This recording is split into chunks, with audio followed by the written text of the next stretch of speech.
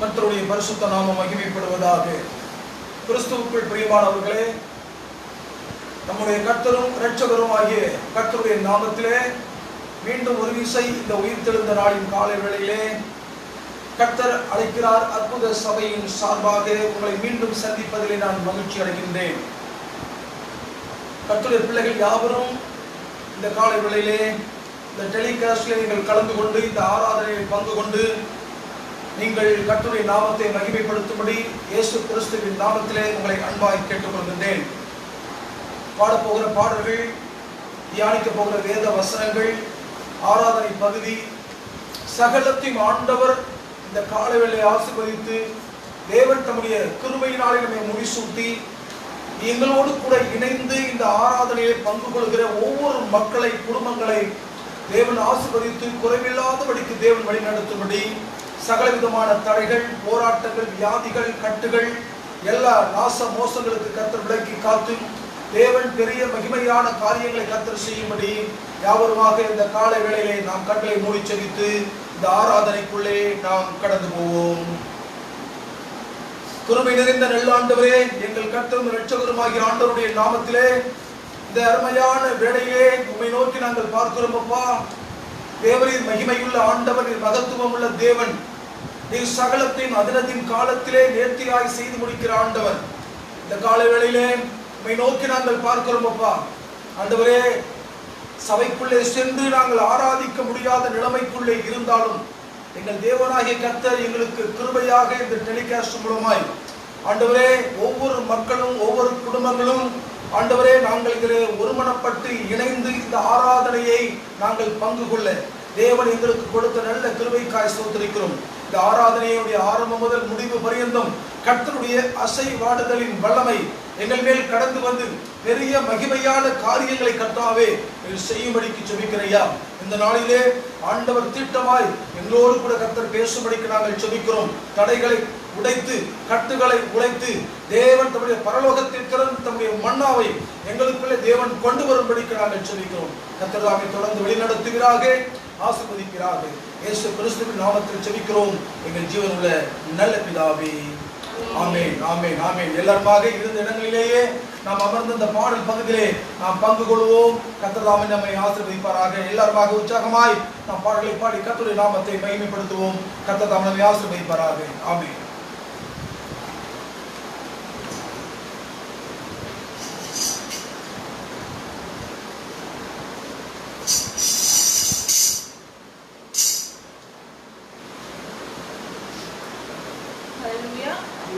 பாடல்களை பாடி நாம் தேவனுடைய நாமத்தை மகிமைப்படுத்துகிறோம்.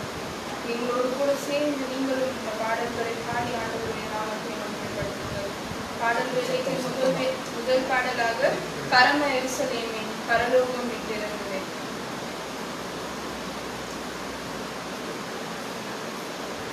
பரம எருசலேமே பரலோகம் விட்டிருந்தே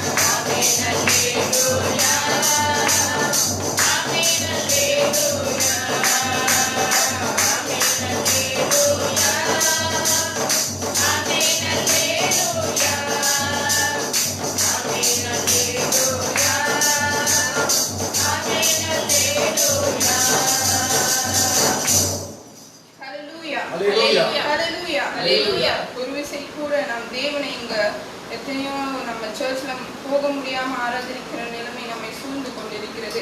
ஆனாலும் நாம் இருந்த இடத்திலேயே நாம் தேவனை ஆராதிக்க நாம் வல்லவர்களாக இருக்கிறோம். ஹல்லேலூயா. தேவன் உங்களையும் கூட ஆசீர்வதிப்பார். ஒரு விசை கூட இந்த ஆராதனைகளை யாரும் அலட்சியம் செய்யாதபடிக்கு தேவனுக்காக இந்த நேரத்தை ஒதுக்குங்க. தேவன் உங்களை வல்லமையை ஆசீர்வதிக்க போகிறார். இன்னும் அடுத்த பாடல், அனாதி சிநேகத்தால் என்னை நேசித்தீரையா, காருண்யத்தினால் என்னை இழுத்து கொண்டீரே. ஒரு விசை கூட இந்த பாடல்களை உணர்ந்தவர்களாய் நம் தேவன் நமக்கு எவ்வளவு வல்லவராய் இருக்கிறார். இந்த கொடூர காலங்களில கூட தேவன் நம்மோடு கூட இருந்து நம்மை ஆகாரத்தினாலும் உடைகளினாலும் தண்ணீர்களினாலும் நம்மை போஷித்துக் கொண்டு வருகிறார். அதற்காக தேவனுக்கு நன்றி செலுத்தி இந்த பாடலை பாடி நம் தேவனை ஆராதிப்போம். என்னை நேசித்தீரையா, காருண்யத்தினால் என்னை இழுத்து கொண்டீரே.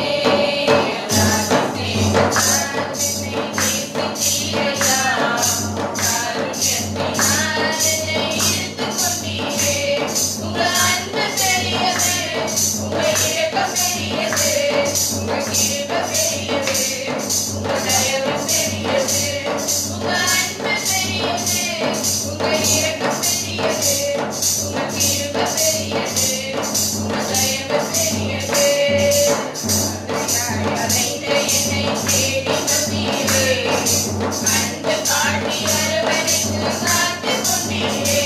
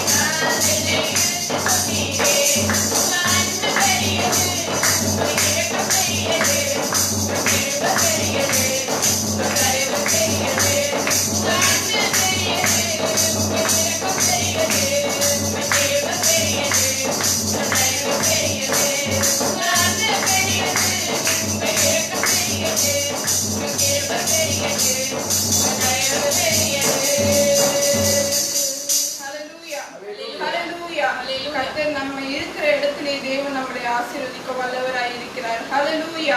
ஒரு விசை கூட இந்த நேரத்தை தேவனுக்காக ஒதுக்குங்கள். இந்த காலத்திலே, இந்த கஷ்டமான காலத்திலே கூட நமக்கு தேவன் எவ்வளவு நல்லவராய், எவ்வளவு வல்லவராய், நமக்கு தேவையான காரியங்களை தேவன் எப்படி சந்தித்து கொண்டு இருக்கிறார் தெரியல. ஆனா நம்ம இன்னும் சர்வை பண்ணிட்டு இருக்கோம் இந்த வேர்ல்ட்ல. கர்த்தருக்கு ஒரு விசை கூட நன்றியோடு நாம் தேவனை உற்சாகமாய் இருந்த இடத்திலே ஆராதிங்க. தேவன் உங்களை ஆசீர்வதிக்க வல்லவராய் இருக்கிறார். ஹல்லேலூயா. நம்மை சுற்றி பிசாசுகள் எப்பொழுது விழுங்கலாமோ என்று காத்து கொண்டிருக்கிறது. ஆனால் தேவன் நம்மளை ஒரு கழுகுகளின் செட்டைகளுக்குள்ளே நம்மை மூடி மறைத்து காத்து கொண்டிருக்கிறார்.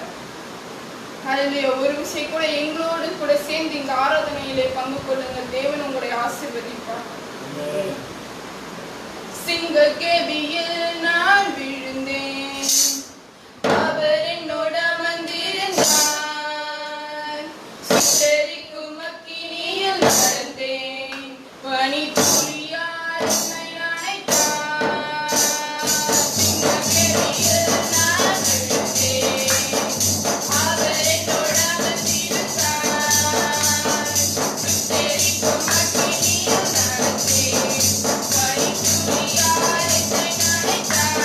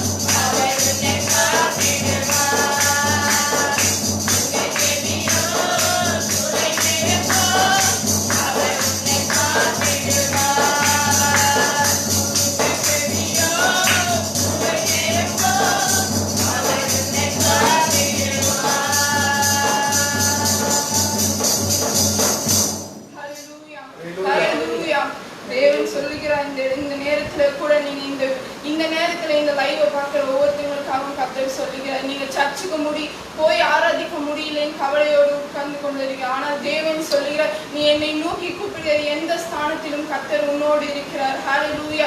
நீங்க அதே மாதிரி நினைச்சு நான் சர்ச்ல இல்லை, ஆனாலும் தேவன் என்னோடு நான் தேவனை ஆராதித்துக் கொண்டிருக்கிறேன் என்று முழு மனதோடு தேவனை ஆராதிங்க.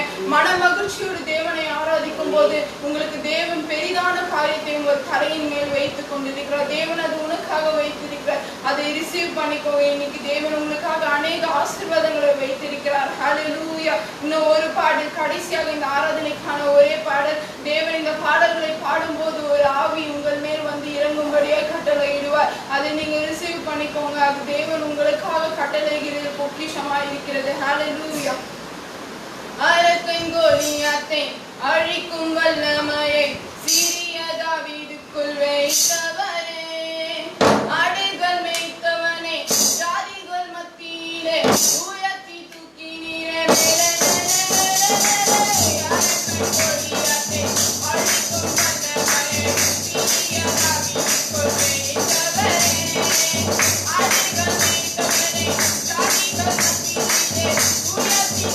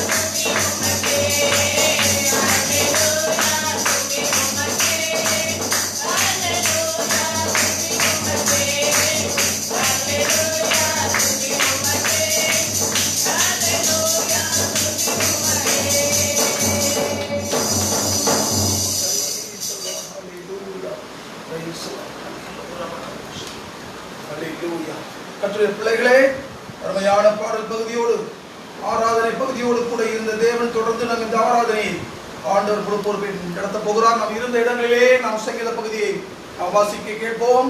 இந்த நாளிலே நாம் வாசிக்க தெரிந்து கொள்ளப்பட்ட சங்கீத பகுதியை நாம் எல்லாருமாக திருப்பிக் கொள்வோம். கர்த்தருக்கு ஸ்தோத்திரம். க்ளோரி முன்பாக வந்து வாசிக்கும் பொழுது நாம் எல்லாரும் இருந்த இடங்களிலேயே நாம் இருந்து நாம் வாசிக்க கேட்போம். கர்த்தர் நாம் நம்மை ஆசீர்வதிப்பாராக. ஆமென்.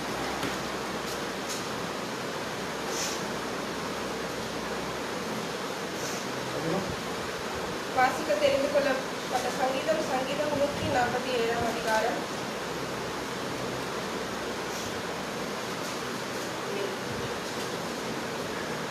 ஒன்றிலிருந்து 20 வசனங்கள்.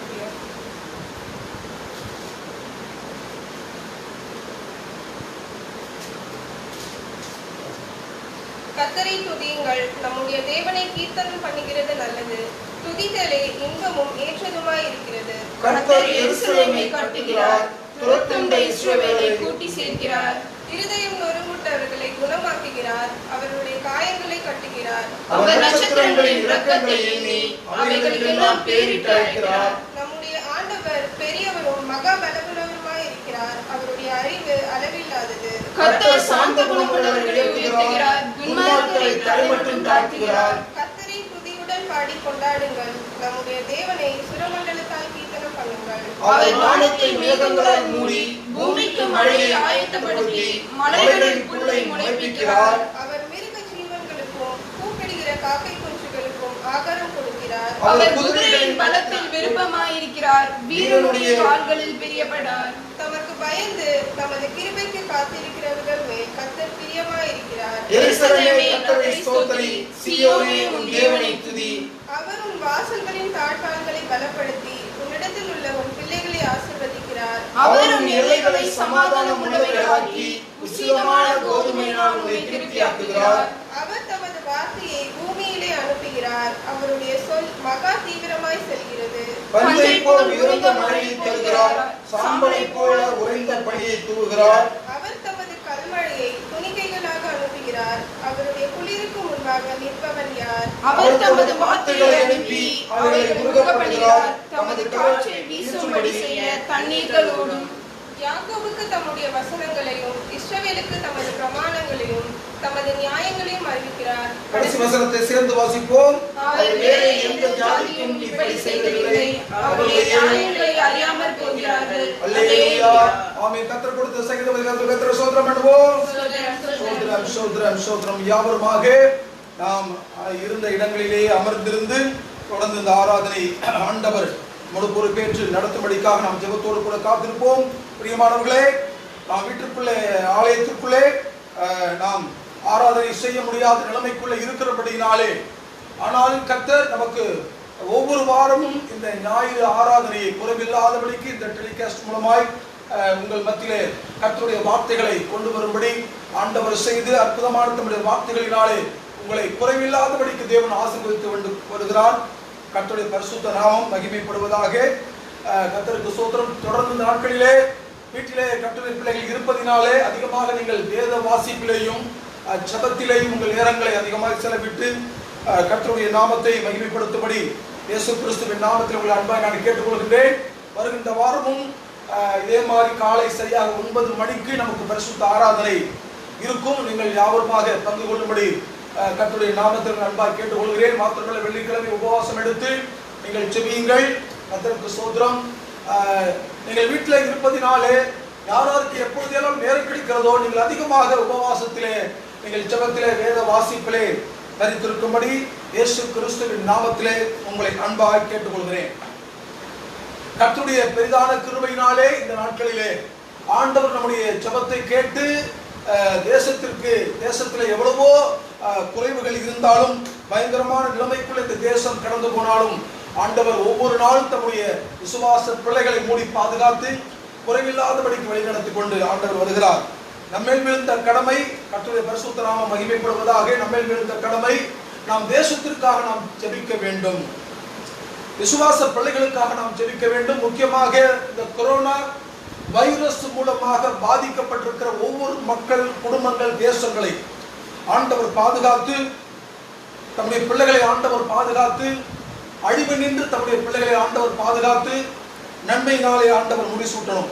இந்த ஊரடங்கு உத்தரவினாலே பொருளாதார நிலைமைகள், எல்லா டிபார்ட்மெண்ட்ஸ், எல்லா விதமான சூழ்நிலைகள், சிறிய பிசினஸ் முதல் கொண்டு பெரிய காரியங்கள் வரையிலே இன்றைக்கு எல்லா வீட்டிலையும் ஒரு கர்த்தருக்கு ஸ்தோத்திரம் இன்றைக்கு ஒரு பெரிய பயங்கரமான சூழ்நிலைக்குள்ள இன்றைக்கு சூழ்நிலைகள் கடந்து போய் கொண்டிருக்கிறது.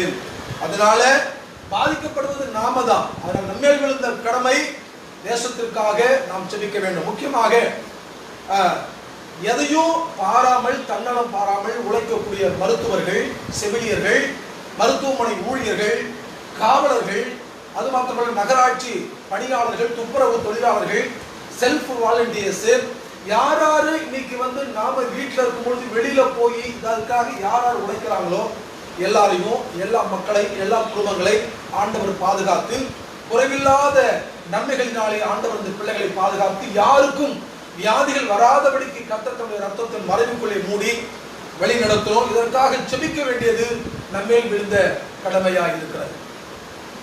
ஒவ்வொரு நாளும் வானத்துக்கு நேராக கரங்களை ஏறெடுத்து ஜெபம் பண்ணுங்க. இந்த காற்று மண்டலத்தில் உலாவி கொண்டிருக்கிற அந்த கொரோனா வைரஸுடைய கிரியைகளை ஆண்டவர் நொறுக்கி சுட்டரித்து தம்முடைய வல்லமையின் வார்த்தையினாலே தேவன் தம்முடைய பிள்ளைகளை சுகமாக்கி ஒவ்வொரு நாளும் ஆண்டவர் பாதுகாத்து குறைவில்லாதபடிக்கு தேவன் வழிநடத்தும்படி நீங்கள் ஜெபித்துக் கொள்ளுங்கள். நம்மேல் விழுந்த கடமையாக இருக்கிறது. கர்த்தருடைய பரிசுத்த நாமம் மகிமைப்படுவதாக. கர்த்தருடைய பிள்ளைகள் யாவரும் அரசாங்கத்திலே சொல்லப்பட்ட காரியங்களை கைக்கொண்டு அடிக்கடி கைகளை கழுவுங்கள். சுத்தமாக உங்கள் வீட்டை இருட்டத்தை வைத்துக் கொள்ளுங்கள். வெளியே எங்கும் நீங்கள் தேவையில்லாதபடிக்கு செல்லாதிருங்கள். வெளியே சென்றாலும் முகக்கவசம் அணிந்து கொண்டு செல்லுங்கள். நீங்கள் இருக்கிற இடங்களிலேயே கர்த்தர் உங்களுக்கு கொடுத்திருக்கிற ஆகாரத்தை புசித்தீர்கள். சந்தோஷமாய் நீங்கள் ஜெபத்தோடு கூட கர்த்தருடைய நாமத்தை மகிமைப்படுத்துங்கள். கர்த்தர் தாமே உங்களை ஆசீர்வதிப்பாராக. நம் கண்களை மூடி நாம் ஜெபிப்போம்.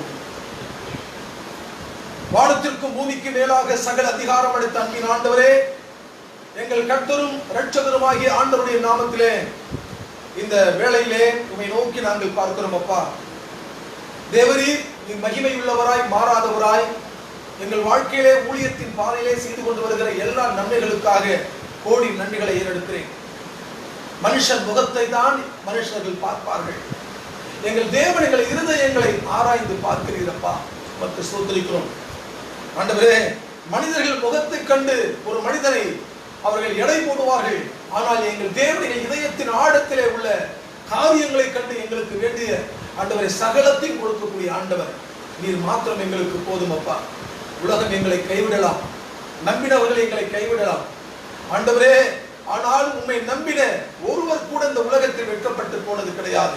அதனால தான் வேதம் சொல்லுகிறது, அவர்கள் அவரை நோக்கி பார்த்து பிரகாசமடைந்தார்கள் என்று எழுதப்பட்டிருக்கிறது. அவர்களுடைய முகங்கள் வெட்கப்பட்டு போவதில்லை என்று எழுதப்பட்டிருக்கிறது. உம்மை நோக்கி பார்க்கின்ற முகங்கள் ஒருபோது வெட்கப்பட்டு போவதில்லை. அதற்காக நாங்கள் மக்கள் நன்றி செலுத்துகிறோம் தகப்பனே. அருமையான வேளையிலே கர்த்தர் எங்களோடு கூட பேசும்படிக்கு நாங்கள் ஜெபிக்கிறோம். உடைய வார்த்தைகள் எங்களுக்குள்ளே கடந்து வருவதாக. இந்த டெலிகாஸ்ட் மூலமாய் இருக்கிற எங்கள் விசுவாச பிள்ளைகள் கர்த்தர் அழைக்கிறார். அற்புத சபையுடைய திருக்குடும்பங்கள் மாத்திரமல்ல, வெளியிலே பார்க்கக்கூடிய பிள்ளைகள் உலகம் முழுவதும் இந்த டெலிகாஸ்ட் மூலமாய் இந்த ஆராதனையில் பங்கு கொண்டிருக்கிற ஒவ்வொரு பிள்ளைகளை ஆண்டவர் ஆசீர்வதித்து குறைவில்லாத நன்மைகளினாலே ஆண்டவர் முடிசூட்டும்படிக்கு நாங்கள் ஜெபிக்கிறோம். தொடர்ந்து வழி நடத்துகிறார்கள். இயேசுவின் நாமத்தில் ஜெபிக்கிறோம் பிதாவே. அல்லேலூயா, அல்லேலூயா, அல்லேலூயா, அல்லேலூயா, அல்லேலூயா, அல்லேலூயா, அல்லேலூயா. ஒரு தந்தையை போல என்னை தூக்கி சுமப்பவர், ஒரு தாயினும் மேலே என் மேல் அன்பு வைத்தவர், அவர் யார் யார் யார் தெரியுமா? அவர் யார் யார் யார் தெரியுமா? ஒரு தந்தையை போல என்னை தூக்கி சுமப்பவர், ஒரு தாயினும் மேலே என் மேல் அன்பு வைத்தவர், அவர் யார் யார் யார் தெரியுமா? அவர் யார் யார் யார் தெரியுமா? அவர்தான் அவர்தான் அவர்தான் இயேசு, அவர்தான் அவர்தான் அவர்தான் இயேசு, அவர்தான் அவர்தான் அவர்தான்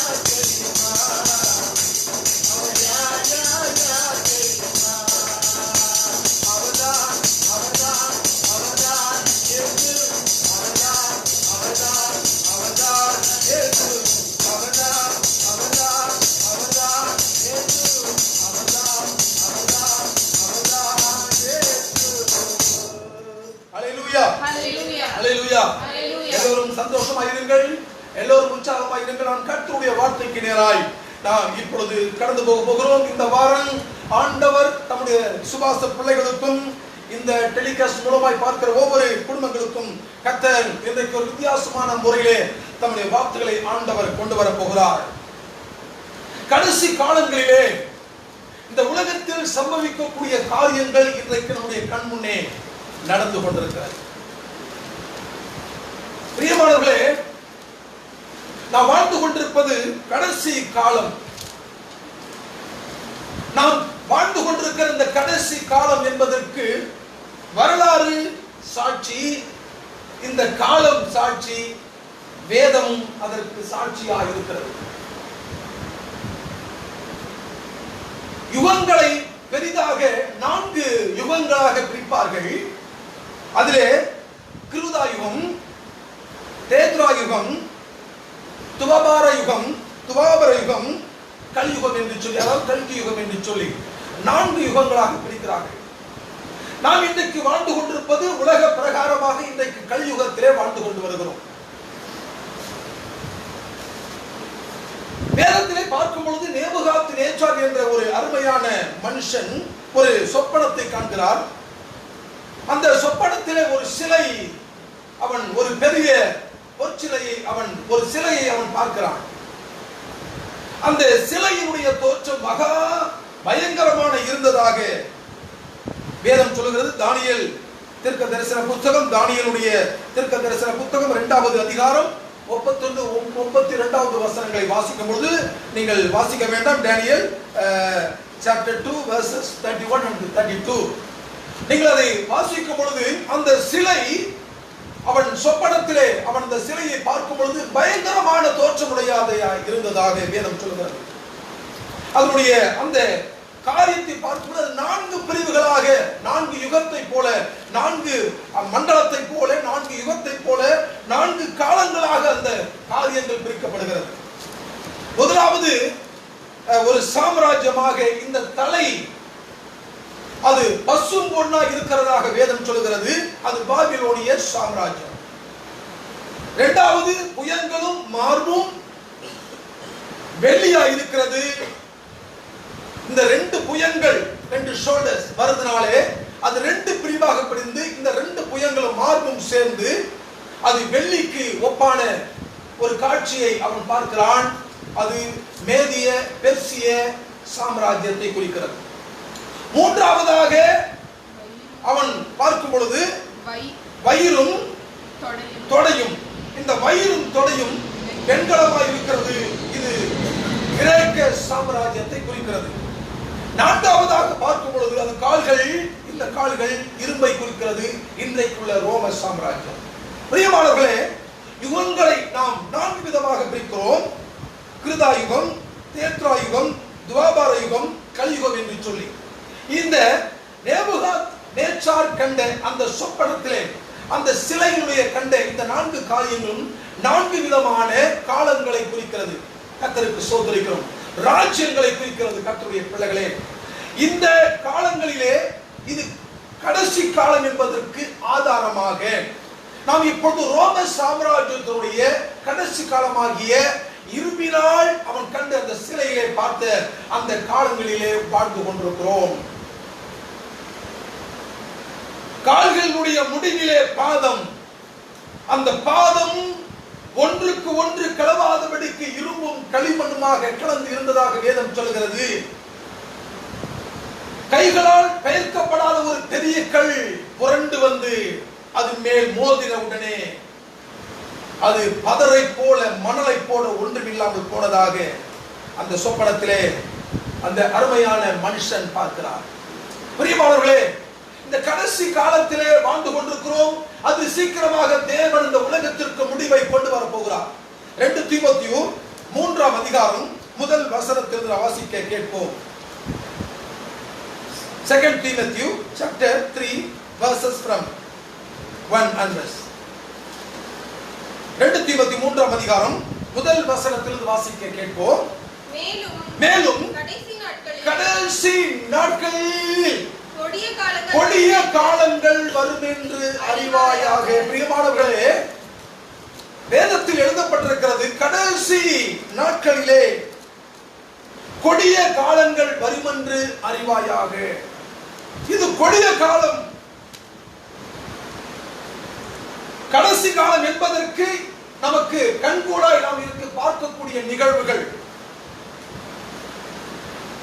எத்தனையோ மக்கள் கோடி கோடி சம்பாதித்து மாடி மேலே மாடி கட்டி கோடி கோடியாய் சம்பாதித்து வாழ்ந்தாலும் ஏழை பணக்காரன் என்று சொல்லி பார்க்காதபடி இன்னைக்கு மரணத்தின் வாசலுக்குள்ளே இன்றைக்கு கடந்து போகிறான் மனிதன். எத்தனை கோடிகள் பணம் இருந்தும் அவனை காப்பாற்ற முடியவில்லை. பட்டாடைகள் இருந்தும் பொருள் இருந்தும் ஆஸ்தி இருந்தும் அழகான எல்லாம் இருந்தும் நிறைய பணம் இருந்தும் பொன்னிருந்தும் செல்வம் இருந்தும் படிப்பு இருந்தும் பகட்டு இருந்தும் ஒரு மனிதனுடைய உயிரை காப்பாற்ற முடியவில்லை. கர்த்தருடைய பிள்ளையே, இது கடைசி காலம். இந்த கடைசி காலத்திலே நாம் வாழ்ந்து கொண்டு வருகிறோம். வேதம் சொல்கிறது, மேலும் கடைசி நாட்களில் கொடிய காலங்கள் வரும் என்று அறிவாயாக. இது கடைசி காலமாக இருக்கிறபடினாலே இது மனமகிழ்ச்சியின் காலம் அல்ல, இது சந்தோஷத்தின் காலம் அல்ல, இது சமாதானத்தின் காலம் அல்ல, இது கொடிய காலம் என்று வேதம் சொல்கிறது. ஏன் இந்தப்பட்ட காரியங்கள் நடக்கிறது? இந்த கடைசி காலத்திலே மனிதர்களுடைய சுயம், மனிதனுடைய சூழ்நிலைகள், மனிதனுடைய நிலைமை, மனிதனுடைய குணம் எப்படி இருக்குமா? வாசிகள் கேட்போம். மனிதர்கள் தற்பிரியராயும் பணப்பிரியராயும் வீம்புக்காரராயும் அகந்தையுள்ளவர்களாயும் தூஷிக்கிறவர்களாயும் தாய் தகப்பன்மாருக்கு கீழ்ப்படியாதவர்களாயும் நன்றி அறியாதவர்களாயும் பரிசுத்தம் இல்லாதவர்களாயும் சுபாவ அன்பில்லாதவர்களாயும் இணங்காதவர்களாயும் அவதூறு செய்கிறவர்களாயும் இச்சை அடக்கம் இல்லாதவர்களாயும் கொடுமையுள்ளவர்களாயும் நல்லோரை பகைக்கிறவர்களாயும் துரோகிகளாயும் துணிகரம் உள்ளவர்களாயும் இருமாப்பு உள்ளவர்களாயும் சுகபோக பிரியராய் தேவ பக்தியின் வேஷத்தை தரித்து அதின் பெலனை மறுதலிக்கிறவர்களாய் இருப்பார்கள். இப்படிப்பட்டவர்களை விட்டு நீ விலகு.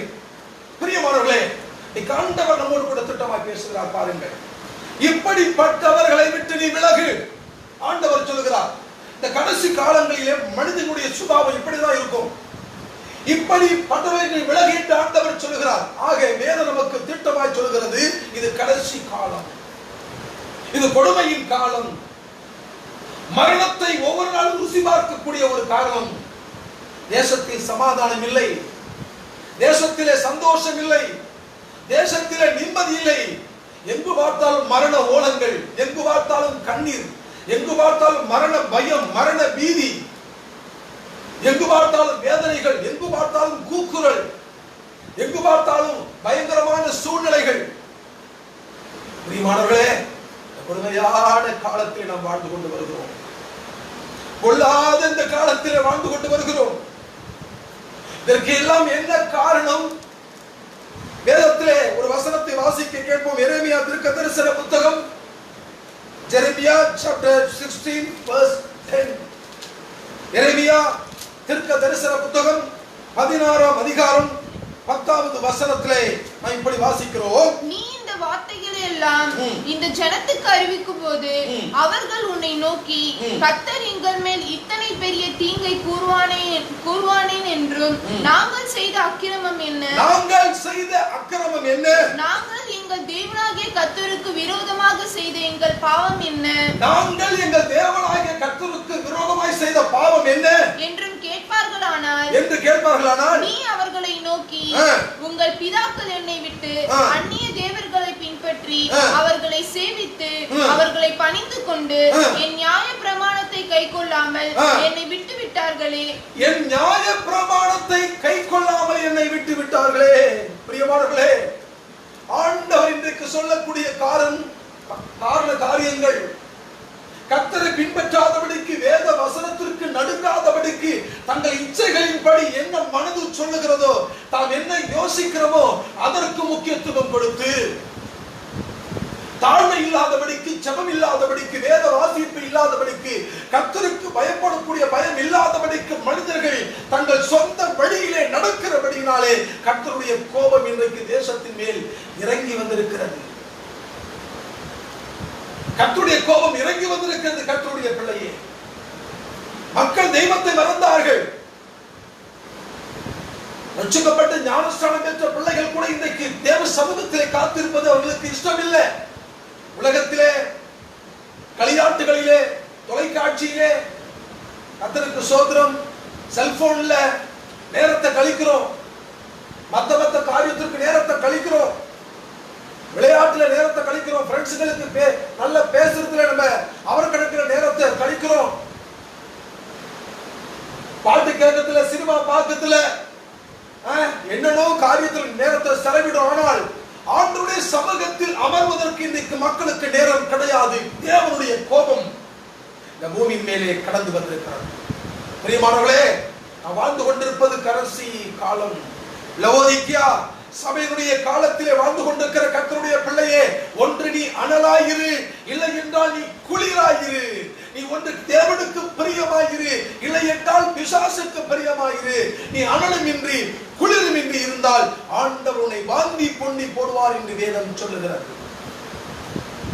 கர்த்தருடைய வாந்தி பண்ணி போடுவார் என்று வேதம் சொல்லுகிறது. கர்த்தருடைய பிள்ளையே, யோசித்து பாருங்கள், இந்த கடைசி காலத்தில் என்னென்ன சம்பவிக்கும், என்னென்ன சூழ்நிலைகள் இந்த பூமியில உண்டாகும். நாம் பிறந்தது முதல் இப்பேற்பட்ட ஒரு நிலைமை நாம் பார்த்திருக்கிறோமா? கண்ணுக்கு தெரியாத ஒரு வைரஸ் பூச்சி, கண்ணுக்கு தெரியாத ஒரு பூச்சி இன்னைக்கு உலகத்தை இன்னைக்கு ஆட்டி படைக்கிறது. வல்லரசு நாடுகள் இன்றைக்கு அதை கண்டு நடுங்குகிறது. மனிதர்கள் இன்றைக்கு நேருக்கு நேராக போக முடியவில்லை, சந்திக்க முடியவில்லை, கை கொடுக்க முடியவில்லை, கட்டியணைக்க முடியவில்லை, ஒன்றாக அமர்ந்து சாப்பிட முடியவில்லை. நடனங்கள் இல்லை, களியாட்டுகள் இல்லை, மால் இல்லை, கல்யாண மண்டபங்கள் இன்றைக்கு இல்லை, கூடுதல்கள் இல்லை, எதுவும் இன்றைக்கு இல்லை. காரணம், மனிதர்கள் தனிமைப்பட்டு வாழக்கூடிய ஒரு பொல்லாத வாழ்க்கைக்குள்ளே இன்றைக்கு கடந்து போக என்ன காரணம்? கண்ணுக்கு தெரியாத ஒரு வைரஸ். கர்த்தருடைய பிள்ளை, நீங்கள் யாராவது இதை குறித்து யோசித்து பார்க்கிறீர்களா? பொதுவாக எல்லாரும் யோசிப்பது, வைரஸ் வந்து விடுச்சு, நம்ம ஜாக்கிரதையா அவ்வளவுதான். ஏன் இந்த காரியத்தை ஆண்டவர் அனுமதித்தால் என்கின்ற கேள்வி நமக்குள்ள வரணும். இதற்கு என்னை காப்பாற்றிக் கொள்ள நான் என்ன செய்ய வேண்டும் என்கின்ற எண்ணம் நமக்குள்ளே கடந்து வர வேண்டும். நாம் நம்மை காப்பாற்றிக் கொள்ள ஆண்டவருடைய பாதத்தை அண்டிக் கொள்வதை தவிர வேறொரு வழி இல்லை. அல்லேலூயா. இது முடிவு காலம். ஆமோஸ் தீர்க்க தரிசன புத்தகம் 8ஆம் அதிகாரம் 2வது வசனத்தை வாசிக்க கேட்போம். ஆமோஸ் தீர்க்க தரிசன புத்தகம் 8வது அதிகாரம் 2வது வசனத்தை வாசிக்க கேட்போம். Amos chapter 8 verse 2. அவர், ஆமோஸே, நீ என்னத்தை காண்கிறாய் என்றார் என்று கேட்டார். பழுத்த பழங்களுள்ள ஒரு கூடையை காண்கிறேன் என்றேன். அப்பொழுது கர்த்தர் என்னை நோக்கி, என் ஜனமாகிய இஸ்ரவேலுக்கு முடிவு காலம் வந்தது, என் ஜனமாகிய இஸ்ரவேலுக்கு முடிவு காலம் வந்துவிட்டது, இனி அவர்களை மன்னிக்க மாட்டேன், அந்நாளிலே தேவாலய பாட்டுகள் போதுமா, இனி அவர்களை மன்னிக்க மாட்டேன். கர்த்தருக்கு ஸ்தோத்திரம். பாருங்கள், தொடர்ந்து ஆண்டவர் பொறுமையா பொறுமையா பொறுமையா பொறுமையா இருந்தார். இந்த உலகத்திற்கு முடிவு வந்துவிட்டது என்று ஆண்டவர் சொல்லுகிறார். அது சீக்கிரத்திலே ஒரு முடிவை ஆண்டவர் கொண்டு வர போகிறார். வேதத்திலே பார்க்கும் பொழுது ஆண்டவர் பலமுறை வானத்தை திறந்திருக்கிறார். நோவாவின் காலத்திலே ஆண்டவர் வானத்தை திறந்து இந்த பூமியை முழுவதுமாக ஆண்டவர் அழித்து போட்டார். லோத்தின் காலத்திலே ஆண்டவர் வானத்தை திறந்து அக்கினி கந்தகத்தை வரவழைத்து சோதோம் கொமோரா பட்டணங்களை ஆண்டவர் அழித்து போட்டார். கடந்த சில வருடங்களுக்கு முன்பதாக கடல் பொங்கி சுனாமி என்ற பெயரிலே எத்தனையோ மக்களை கொன்று போட்டது. பயங்கரமான புயல்கள் நாட்டிலே தோன்றி எத்தனையோ சூறை காற்றுகள் தோன்றி எத்தனையோ மக்களை வாரி கொண்டு போனது. இன்றைக்கு மழை இல்ல, புயல் இல்ல, கடல் தண்ணி இல்ல. ஆனா கண்ணுக்கு தெரியாத ஒரு வைரஸ் கிருமி லட்சோப லட்ச மக்களை இன்றைக்கு வாரி கொண்டு போகிறது. பிரியமானவர்களே, இது முடிவு காலம். ஆண்டவர் சீக்கிரம் வரப்போகிறார். கர்த்தருடைய பிள்ளையே, இது முடிவு காலம், இது கடைசி காலம். நீ என்ன செய்ய வேண்டும்? ஆண்டவருக்கு பிரியமாய் வாழ்வதற்கு இந்த சத்தியத்தை கேட்கும் பொழுதே நீ உன்னை ஆயத்தப்படுத்திக் கொள். கர்த்தருடைய பிள்ளையே, உன் சுயத்திற்கு முக்கியத்துவம் கொடுக்காதே, உன் மனது சொல்வதற்கு முக்கியத்துவம் கொடுக்காதே, உன் பெருமைக்கு முக்கியத்துவம் கொடுக்காதே. ஆண்டவருக்கு காரியத்திற்கு முக்கியத்துவம் கொடு என்று ஆண்டவர் சொல்கிறார். இது முடிவு காலம். ஏன் என்று சொன்னால், ஒரு கூடையை அவர் பார்க்கிறார். பழங்கள் எல்லாம் பறித்தாயிற்று. இனி நேரா அது எங்க போகணும்? பண்டசாலைக்கு தான் போக போகிறேன். கர்த்தருக்கு ஸ்தோத்திரம். இது கடைசி காலமா இருக்கிறதுனாலே இதற்கு என்னென்ன சிம்டம்ஸ், என்னென்ன அடையாளங்கள்? முதலாவது, இதுவரையிலே நமக்கு தெரிந்த வரையிலே எத்தனையோ பிரச்சனைகள் நாட்டிலே நடந்திருக்கிறது. சுனாமி வந்தது, காற்றுகள் அடித்தது, புயல் காற்றுகள் வந்தது, எத்தனையோ இந்த பயங்கரமான சூழ்நிலைக்குள்ளே இந்த தேசம் கடந்து போனது. ஆனால் ஒரு நாளும் தேவாலயத்தினுடைய கதவுகள் மூடப்பட்டது கிடையாது, ஆலயங்கள் மூடப்பட்டது கிடையாது, ஆராதனைகள் நடக்காமல் போனது கிடையாது. ஆனால் இன்றைக்கு கண்ணுக்கு தெரியாத ஒரு பூச்சியினுடைய கிரியை இன்றைக்கு தேவாலயத்தின் கதவுகளை மூடி வைத்திருக்கிறது. இன்றைக்கு ஆராதனை இல்லை. அதே மூன்றாவது வசனத்தை வாசிக்க கேட்போம். 8:3. அந்நாளிலே 8:3 அந்நாளிலே தேவாலய பாடல்கள் அலறுதலாக மாறும். தேவாலயத்துல பாட்டு கிடையாதுங்க, அந்த அலறல் சத்தம் கேட்குது. எல்லாம் ஜெபம் பண்றாங்க. மசூதிகள் திறக்கப்படவில்லை, கோயில்கள் திறக்கப்படவில்லை, எல்லாம் மூடிக்கொண்டிருக்கின்றன. இதுவரை நம்முடைய வாழ்நாளிலே சரித்திரத்தில் இல்லாத ஒரு நிகழ்வு. யோசித்து பாருங்கள். எத்தனையோ புயல்கள் வந்தது, மரணங்கள் வந்தது, சுனாமி வந்தது, மக்களை மாறிக்கொண்டு போனது. ஆனால் தேவாலயம் திறக்கப்பட்டு ஆராதனை நடந்தது, பாடல்கள் நடந்தது, துதி நடந்தது, ஸ்தோத்திர பலிகள் நடந்தது.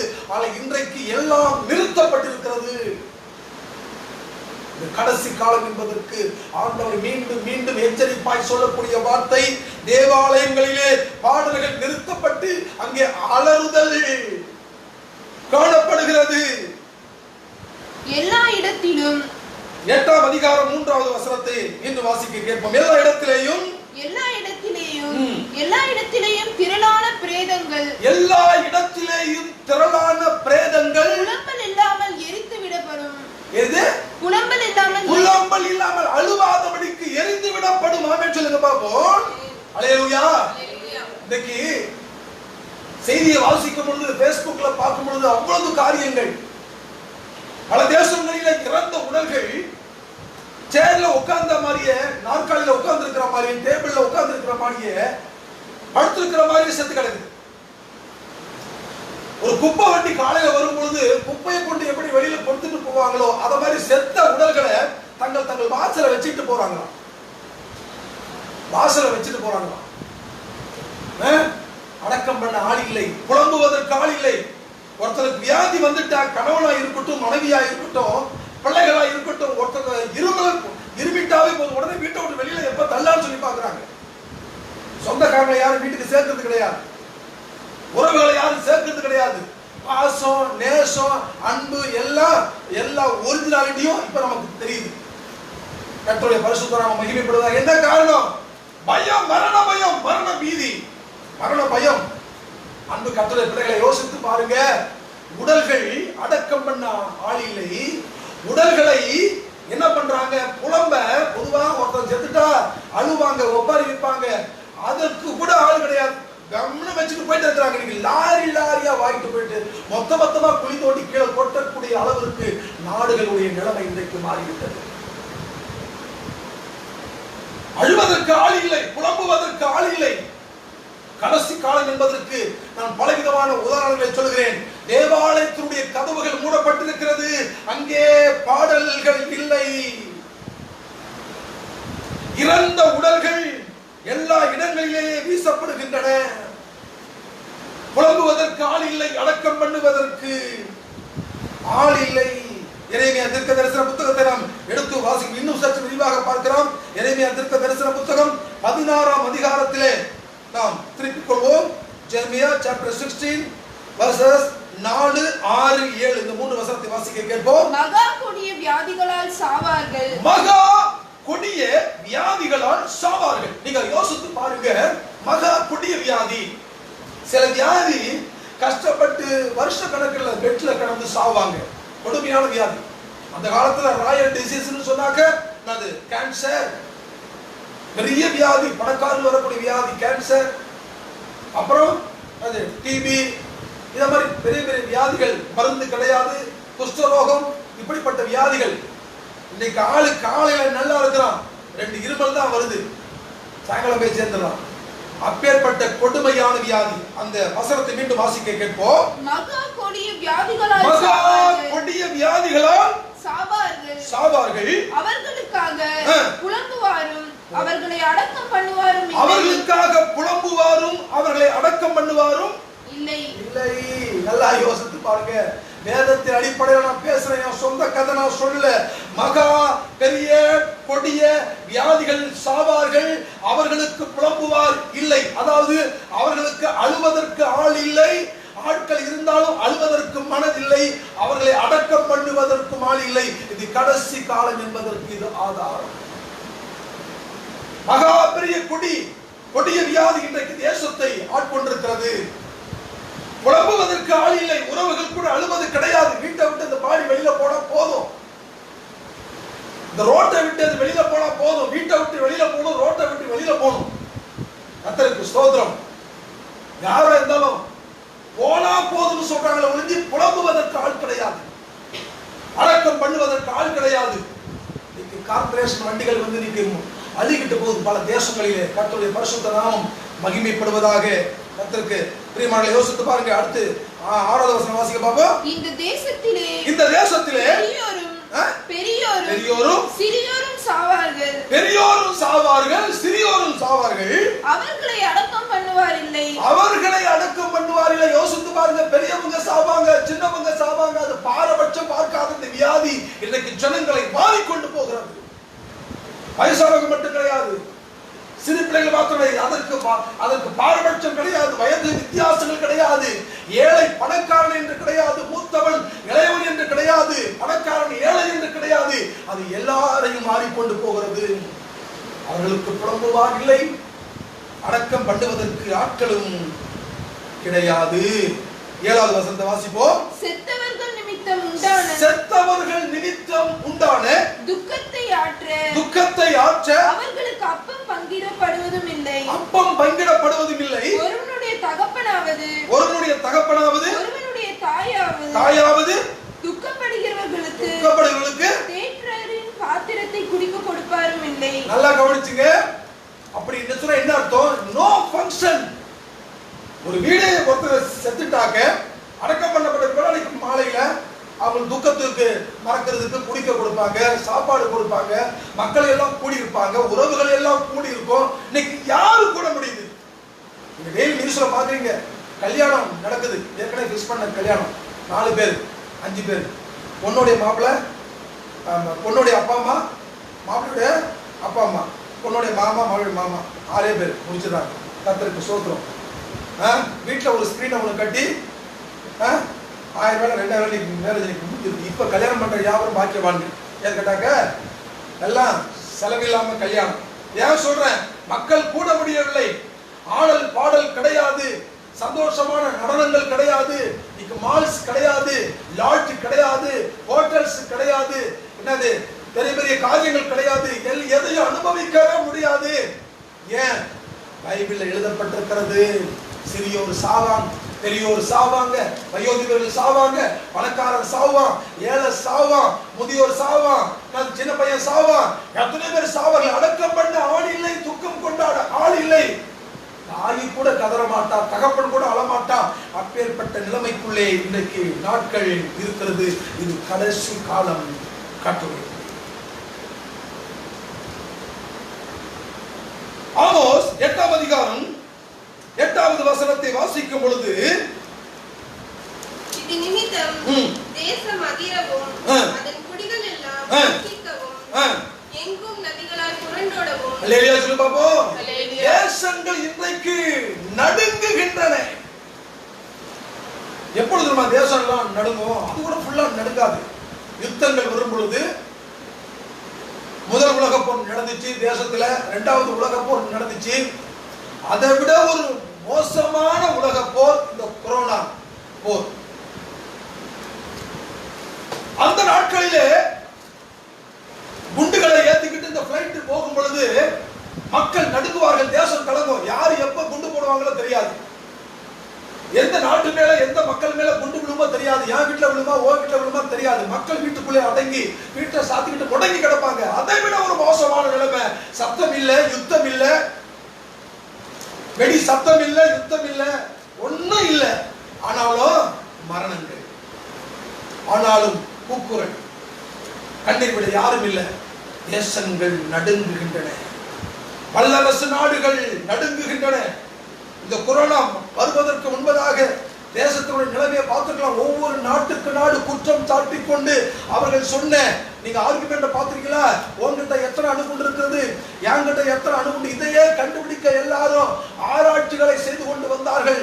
யுத்தம் என்று வரும் பொழுது உன்னை உன் நாட்டை நான் பூண்டோடு அழிப்பேன் என்கின்ற வைராக்கியம் இருந்தது. ஒவ்வொரு நாடுகளுக்குள்ளே அணுகுண்டுக்கு பயந்திருந்தார்கள். ஆனால் அணுகுண்டை விட இன்றைக்கு ஒரு பயங்கரமான ஒரு பெரிய ஆபத்து எல்லா வல்லரசு நாடுகளை இன்றைக்கு நடுங்க வைத்துக் கொண்டிருக்கிறது. பிரியமானவர்களே, கடைசி காலம் என்பதற்கு நமக்கு ஆதாரம். தேவாலயத்திலே பாடல்கள் கிடையாது, வாசல்கள் மூடப்பட்டிருக்கிறது, இறந்து போன உடல்கள் அங்கெங்கே வீசப்படுகின்றன, அடக்கம் பண்ண ஆள் இல்லை, புலம்புவதற்கு ஆள் இல்லை, ஆகாரம் கொடுப்பதற்கும் ஆறுதல் கொடுத்து குடிக்க கொடுப்பதற்கு மக்கள் கிடையாது, தாயாவது தகப்பனாவது துக்கம் கொண்டாடுவதற்கு மனது கிடையாது. சடலங்கள், பிரேதங்கள் எங்கும் வீசப்படுகிறது. அதை கண்டு தேசங்கள் இன்றைக்கு, பெரிய பெரிய தேசங்கள் இன்றைக்கு நடுங்கி கலங்குகின்றன. அல்லேலூயா, அல்லேலூயா, அல்லேலூயா, அல்லேலூயா. ஆமோஸ் 16:9 வாசிக்க கேட்போம். 16:9.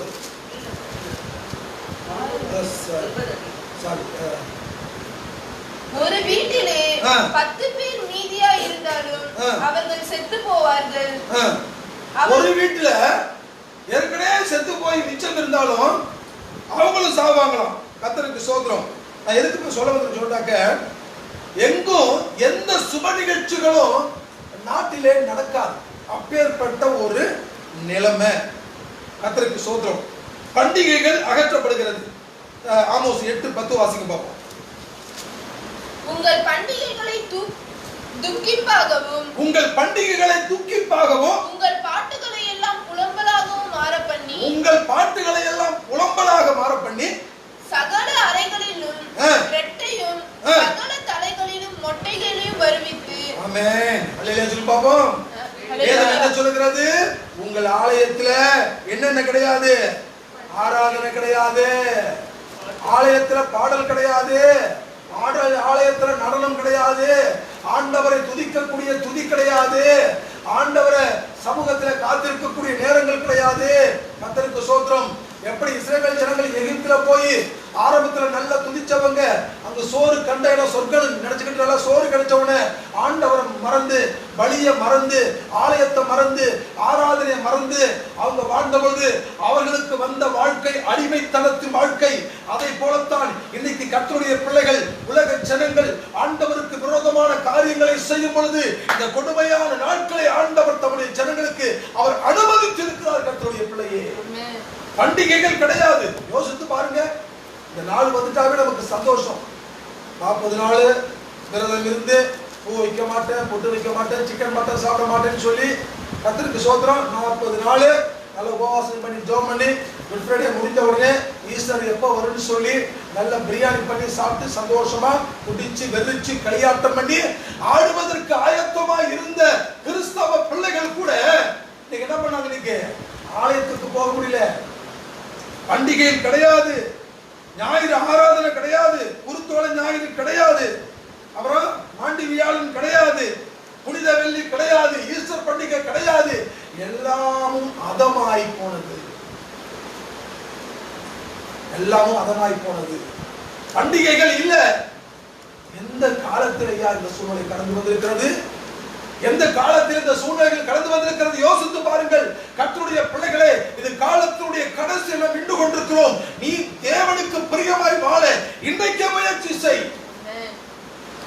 இன்றைக்கு ஆயத்தப்படு. உன்னோடு இருக்கிற ஜனங்களை ஆயத்தப்படுத்து என்று கர்த்தர் எச்சரிக்கிறார்.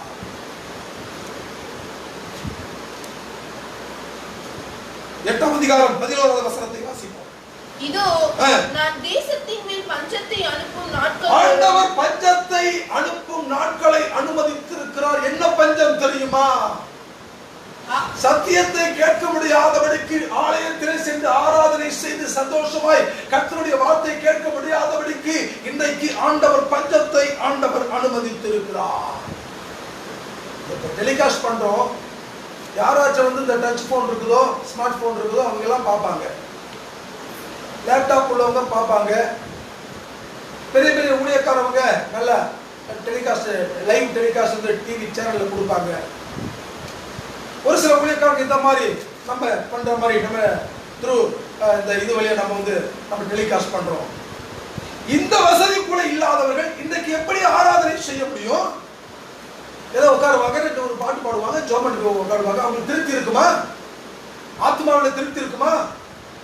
ஒரு ஆலயம் என்பது கொள்ளுள்ள இடங்களில் மேய்த்து அமர்ந்த தண்ணீர் அண்டையில் நல்ல மேய்கிற ஒரு ஆடு எப்படி புஷ்டியாய் கொழுமையாய் இருக்கிறோமோ அதே மாதிரிதான் ஒரு நல்ல ஆலயத்துக்கு போகக்கூடிய ஆத்துமாக்களும். ஒரு நல்ல ஆலயத்துக்கு போகக்கூடிய ஆத்துமாக்கள் நல்ல புசித்து கொடுத்து அது கொழுத்த கண்டுகளை போல இருக்கும். இன்றைக்கு அந்த வசனம், அந்த பஞ்சம் வந்து விட்டது. வசனம் கிடைக்காத பஞ்சம், பாடல் பாட முடியாத பஞ்சம், ஆராதிக்க முடியாத பஞ்சம், கர்த்தருடைய வார்த்தை கேட்க முடியாத பஞ்சம், பரிசுத்த ஆவியினால நிரம்பி ஜெபம் பண்ண முடியாத பஞ்சம் இன்றைக்கு ஆண்டவர் அனுமதித்திருக்கிறார். ஜாக்கிரதையாய் இருக்க வேண்டிய காலங்கள், நீ உணர வேண்டிய காலங்கள். கர்த்தருடைய பிள்ளையே, நீ உன்னை ஆயத்தப்படுத்து, உன்னோடு இருக்கிறவர்களை ஆயத்தப்படுத்து. அல்லேலூயா, அல்லேலூயா, அல்லேலூயா. லேவியா கர்த்தருக்கு ஸ்தோத்திரம். 16ஆம் அதிகாரம் 7வது வசனத்தை வாசிக்க கேட்போம். செத்தவர்கள் நிமித்தம் உண்டான துக்கத்தை ஆற்ற அவர்களுக்கு அப்பம் பங்கிடப்படுவதும் இல்லை. ஒருவனுடைய தகப்பனுக்காவது ஒருவனுடைய தாய்க்காவது துக்கப்படுகிறவர்களுக்கு தேற்றரவின் பாத்திரத்தை குடிக்க கொடுப்பவரும் இல்லை. மரணம் இன்றைக்கு தேசத்திலே நடக்கிறது. ஆனால் ஆறுதல் கூட்டம் கிடையாது. மரணம் நடந்த ஆறுதல் கூட்டம் உண்டு. பாஸ்டர் போவாரு, ஜெபம் பண்ணுவாரு, அந்த மக்களை தேற்றுவாரு, ஆறுதல் சொல்வாரு, ஆறுதல் கூட்டம் நடக்கும். ஆறுதல் கூட்டம் முடிச்சு போட்டு நல்ல பிரியாணி கிடைக்கும். இன்னைக்கு ஒண்ணும் கிடையாது. எங்க வீட்டுல ஒரு வியாதி இருக்குன்னு சொல்றதுக்கே எனக்கு பயப்படுறாங்க. ஒரு காலத்துல மரணம் நடந்தா ஊருக்கே தெரியும். டமாரம் போட்டு அடிப்பாங்க, சங்கு ஊதுவாங்க, டன் அடிப்பாங்க. ஏழு சொன்னாக்க ஒரு அறிவிப்பு. அது எங்க வீட்டுல ஒருத்தர் இறந்துட்டாரு அப்படின்னு சொல்லி இன்னைக்கு சாவதுக்கு சொல்றதுக்கு பயப்படுறாங்க. ஏன்னா எல்லாரும் நம்மள வெறுத்துருவாங்க, ஒதுக்கிடுவாங்கன்னு சொல்லி கர்த்தருக்கு அந்த அளவுக்கு ஒரு கொடுமையின் காலத்திலே நாம் வாழ்ந்து கொண்டிருக்கிறோம். கர்த்தருடைய பிள்ளையே, கொடுமையின் காலத்திலே வாழ்ந்து கொண்டிருக்கிறோம். யோசித்து பாருங்க. அமெரிக்க தேசத்திலிருந்து அப்படியே வருஷம் பாருங்க, இத்தாலியிலிருந்து, பிரான்ஸ்ல இருந்து அப்படியே வாங்க, பிரிட்டன், நெதர்லாந்து, அப்படியே வாங்க, இந்தியாவுக்கு வாங்க, தமிழ்நாட்டுக்கு வாங்க. ஏற்பட்ட நிலைமை ஒவ்வொரு நாளும் மரணம் எண்ணிக்கை அதிகமா போயிட்டு இருக்குது. ஒவ்வொரு நாளும் கொரோனா தொற்றோட எண்ணிக்கை அதிகமா போயிட்டு இருக்குது. எத்தனையோ மருத்துவர்கள் உலகத்தில் இருந்தார்கள். ஆனால் ஒன்றும் பண்ண முடியல. இதற்காக இன்னும் மருந்து கண்டுபிடிக்கப்பட முடியல. ஏதோ கண்ட்ரோல் பண்றாங்க, அவ்வளவுதான். அதை எதிர்க்கக்கூடிய அந்த இம்யூன் சிஸ்டத்தை கொஞ்சம் டெவலப் பண்றாங்க, அவ்வளவுதான். மற்றபடி அதற்கு பூரணமான மருந்து கண்டுபிடிக்க இந்த அறிவியலாலே முடியவில்லை. ஒரே ஒரு நம்பிக்கை, ஆண்டவராகிய இயேசுவை தவிர நாம் தப்பித்துக் கொள்ள வேறொரு வழி இல்லை. அதனால்தான் மத்தேயு 15வது அதிகாரம் 30வது வசனத்தை வாசிக்கிறோம். அப்பொழுது அநேக வியாதியஸ்தர்களை கொண்டு வந்து இயேசுவின் பாதத்திலே வைத்தார்கள். இயேசுவின் பாதத்திலே அவர்கள் எப்பொழுது வந்தார்களோ அவர்களை அவர் சுஸ்தப்படுத்தினார் என்று வேதம் சொல்கிறது. இயேசுவின் பாதத்திலே நீ வந்து பார். உலகமே, சமுதாயமே, கர்த்தருடைய பிள்ளையே, இந்த சத்தியத்தை கேட்கிற கர்த்தருடைய பிள்ளையே, நீ இயேசுவின் பாதத்தை அடைக்கலமாய் அமர்ந்து பார், உட்கார்ந்து பார். உன் வியாதி சுகமாகும். வாழ்க்கையில மாற்றம் உண்டாகும். அல்லேலூயா. யோசித்து பார். இது காலத்தின் கடைசி நாட்கள், கொடிய காலங்கள். கர்த்தருடைய பிள்ளையே, இந்த காரியத்திற்கு என்ன காரணம்? ஏன் இந்த காரியங்கள்? எரேமியா 15வது அதிகாரம் 6வது 7வது வசனத்தை வாசிப்போம். Jeremiah chapter 15 verses 6 and 7. நீ என்னை விட்டு பின்வாங்கி போனாய். ஏன் இந்த காரியத்தை ஆண்டவர் அனுமதிச்சாரு? இப்ப உங்களுக்கு நான் பதில் சொல்றேன். சத்தமா வாசிங்க. நீ என்னை விட்டு பின்வாங்கி போனாய். நீ என்னை விட்டு பின்வாங்கி போன. ஆகையால் என் கையை உனக்கு விரோதமாய் நீட்டி. என் கையை உனக்கு விரோதமாய் நீட்டி உன்னை அழிப்பேன். நான் பொறுத்து பார்த்து இளைச்சு போயிட்டேன். இளைத்து போனேன் என்று கர்த்தர் சொல்றார். ஆண்டவர் இளைச்சு போவாருங்க. ஆனா பைபிள்ல சொல்லுது, ஆண்டவரே சொல்றாரு, நான் பொறுத்து இளைச்சு போயிட்டேன். நீ செய்த அக்கிரமம், நீ செய்கிற அநியாயம், நீ செய்கிற பயங்கரமான காரியம், தேவனுக்கு பிரியமில்லாத காரியத்தை நீ மனம் திரும்புவேன்னு சொல்லி என் கிட்ட வருவேன், என் சமூகத்தில் காத்திருப்பேன்னு சொல்லி நான் பொறுமையா இருந்து நான் இளைச்சு போயிட்டேன். ஆண்டவர் சொல்லுகிறார், இளைச்சு போயிட்டேன். நீனோ என்னை விட்டு தூரம் போயிட்டேன். என் வார்த்தையை கை கொள்ளவில்லை, என் கட்டளையின்படி நடக்கவில்லை, என் சொற்படி நடக்கவில்லை. உனக்குள்ளே பரிசுத்தம் இல்லை, உனக்குள்ளே ஆண்டவருக்கு பிரியமாய் வாழக்கூடிய வாழ்க்கை இல்லை. உலகத்திற்கு, மாமிசத்திற்கு முக்கியத்துவம் கொடுக்கிற, உலக காரியங்களுக்கு முக்கியத்துவம் கொடுக்கிற, என்ன சம்பவிக்கும் என்று உனக்கு தெரியாது. ஆண்டவர் எச்சரிக்கிறார். அந்த வசனத்தை 6-7 வசனத்தை மீண்டும் வாசிக்க, முழுமையாக வாசிக்க கேட்போம். நீ என்னை விட்டு பின்வாங்கி போனாய். ஆகையால் என் கையை உனக்கு விரோதமாய் நீட்டுவேன். உன்னை அழிப்பேன். நான் பொறுத்து இளைத்து போனேன் என்று கர்த்தர் சொல்லுகிறார். தேசத்தின் வாசல்களில் அவர்களை தூற்றுக்கூடையால் தூற்றி போடுவேன். என் ஜனங்கள் தங்கள் வழிகளை விட்டு திரும்பாதபடியினால் நான் அவர்களை பிள்ளைகள் அற்றவர்களாகி அழிப்பேன். பாருங்க, என் ஜனங்கள் என்னை விட்டு தூரம் போனபடியினாலே, என் ஜனங்கள் என்னை விட்டு சோரம் போனபடியினாலே, என் பிள்ளையா இருந்து என் பிள்ளையாக இல்லாதபடியினாலே இந்த ஜனங்களை அழிப்பேன் என்று ஆண்டவர் சொல்கிறார். பிள்ளைகளிலே எத்தனை குடும்பத்திலே தாய் மரிக்கிறாள், தகப்பன் மரிக்கிறான், பிள்ளைகள் மரிக்கிறார்கள். உலகம், வல்லரசு நாடுகள் இன்னைக்கு கலங்கி கொண்டிருக்கிறது. காரணம், ஆண்டவரை விட்டு தூரம் போய் ஆண்டவருக்கு பிரியமில்லாத செய்கைகளை செய்கிறபடினாலே கர்த்தருடைய கோபம் நம்மேல் இருந்து கொண்டிருக்கிறது. அவர் சொல்லுகிறார், நீங்க எப்ப மனம் திரும்புவீங்க, மனதில் எடுத்து நான் பொறுத்து பார்த்து நான் இளைத்து போனேன் சொல்லுகிறார். நான் வேதத்தில் ஒரு ரகசியத்தை பார்த்தேன். இன்னைக்கு கவர்மெண்ட் கண்ட்ரோல் பண்ணி வச்சிருக்கு. அதுக்கு ஒரு சட்டம் போடுறாங்க, 144 தடை சட்டம். சுத்த தமிழ சொல்லப்படாக்க ஊரடங்கு உத்தரவு. ஊரடங்கு உத்தரவுன்னு சொன்னாக்க வீட்டுக்குள்ள இருக்கணும், வெளியில வரக்கூடாது, ஊரடங்கு உத்தரவு. ஆனா டெய்லி நியூஸ்ல பாக்குறோம், எத்தனை காரு, எத்தனை பைக்கு, லட்சக்கணக்கான பைக்கு. நேற்று நியூஸ் பார்த்து 1 கோடி ரூபாய் கலெக்ஷன் ஆகிருக்கு. பைக்கில் பிடிச்சி ஃபைன் போட்ட காசு. எதுக்கு சொல்ல வரேன்னு சொன்னா, காலு வீட்டுல தங்காதான் இந்த கடைசி காலத்துக்கு. பைபிள் இதுக்கு ஆதாரம் இருக்குதா யாரும் கேட்டாங்க. நான் இல்லாம சொல்ல மாட்டேனே. எரேமியா 14:10 வாசிங்க பாப்போம். எரேமியா 14:10. அவர்கள் தங்கள் கால்களை அடக்கிக் கொள்ளாமல் அலைய விரும்புகிறார்கள் என்று. பாத்தீங்களா? அவர்கள் தங்கள் கால்களை அடக்கிக் கொள்ளாமல் அலைய விரும்புகிறார்கள். அப்ப வீட்டுக்குள்ள குவாரண்டைன் சொல்லி வீட்டுக்குள்ள இருக்க சொன்னாலும் எங்கேயா பிடிச்ச வசந்த கேட்குறீங்களா? எல்லாம் பைபிள் இருந்துதான்.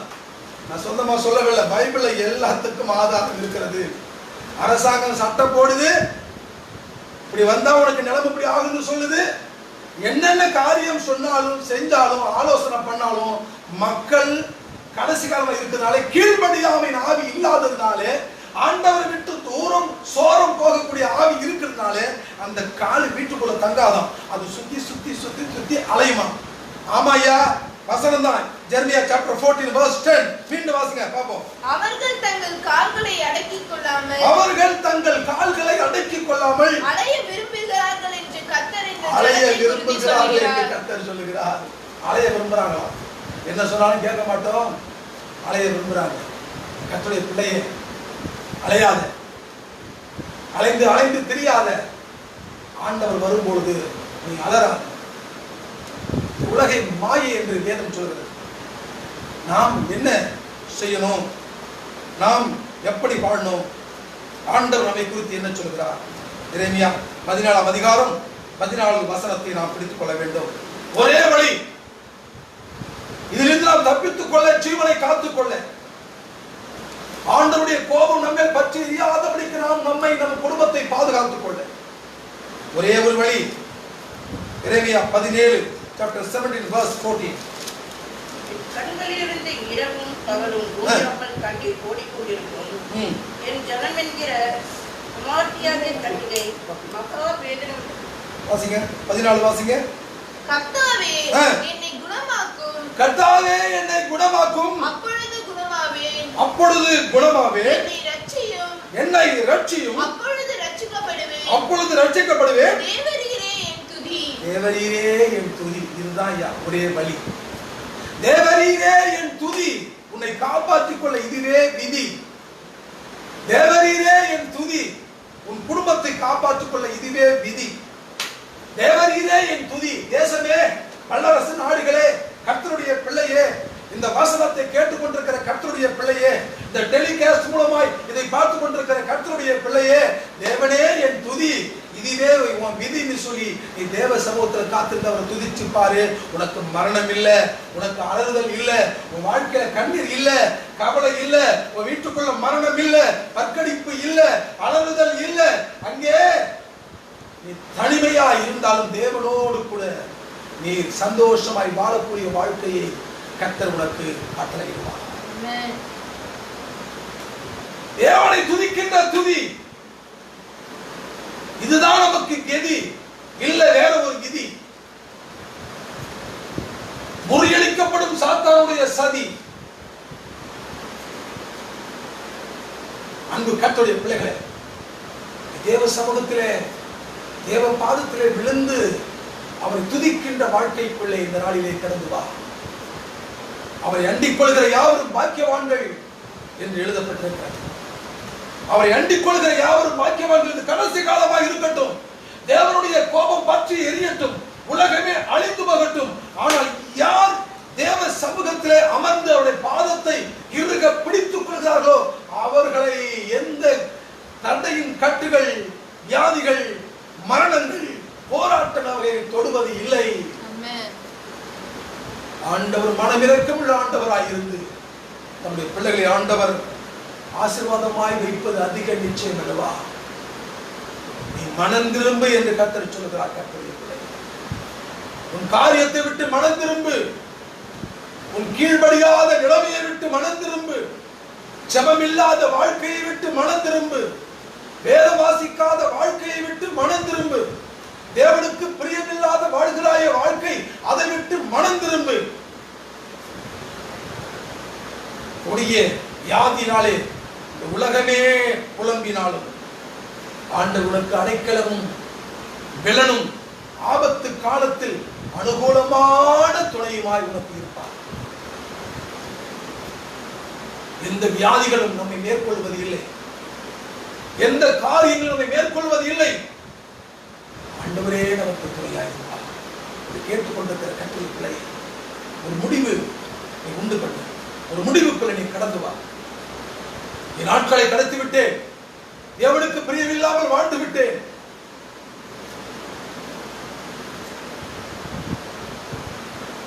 பயங்கரமுள்ள நிலைமைக்குள்ள இருக்கிறேன், என்ன செய்வேன் என்ற கலக்கம். நாட்டிலே பொருளாதார நிலைமை மிகவும் மோசமான நிலைமைக்குள்ளே போய்கொண்டிருக்கிறது.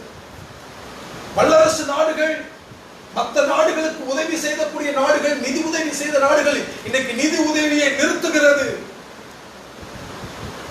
மற்ற நாடுகளுக்கு மற்ற நாட்டுக்கு விரோதமாக பேச ஆரம்பிச்சாச்சு. ஒருவேளை இதன் மூலமாய் கூட கர்த்தருடைய பரிசுத்த நாமம் மகிமைப்படுவதாக யுத்தங்கள் ஏற்படுவதற்கு வாய்ப்பு உண்டு. நாட்டுக்கு நாடு விரோதமான காரியம், நாட்டுக்கு நாடு விரோதமான யோசனைகள். கர்த்தருடைய பிள்ளையே, நீ கலங்காதே.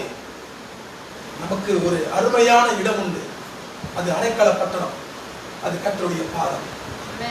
நமக்கு ஒரு அருமையான ஸ்தலம் உண்டு. உலகத்திலே எல்லாரும் நம்மை கைவிட்டாலும் கூட நமக்கு அருமையான ஒரு அடைக்கல ஸ்தலம் உண்டு. நீ நம்பினவங்க உன்னை கைவிடலாம், உன்னை புரிஞ்சுக்காம பேசலாம், உன் மனசுல உள்ள அன்பை தெரியாதபடிக்கு அவங்க பேசலாம், உன் மனசுல உள்ள அந்த கைண்ட், இந்த மனசுல உள்ள ரியல் லவ் புரிஞ்சுக்காம கூட உள்ளவங்க பேசலாம். உனக்கு விரோதமா அவங்க எழும்பலாம், உனக்கு விரோதமா காய்மகாரமா துணிகரமா பேசலாம், நான் வாயை துணிகரமா திறக்கலாம். ஆனாலும் கர்த்தருடைய பிள்ளையை நீ கலங்காதே. ஒரு அடைக்கல பட்டணம் உனக்காக காத்திருக்கிறது. ஆண்டவராகிய இயேசு கிறிஸ்துவினுடைய பாதம். அந்த பாதத்தை நம்பி வந்த ஒருவர் கூட உலகத்தில் வெட்கப்பட்டு போனது கிடையாது. வியாதியஸ்தர்கள் இயேசுவின் பாதத்திலே கடந்து வந்தார்கள், வியாதி சுகமானது.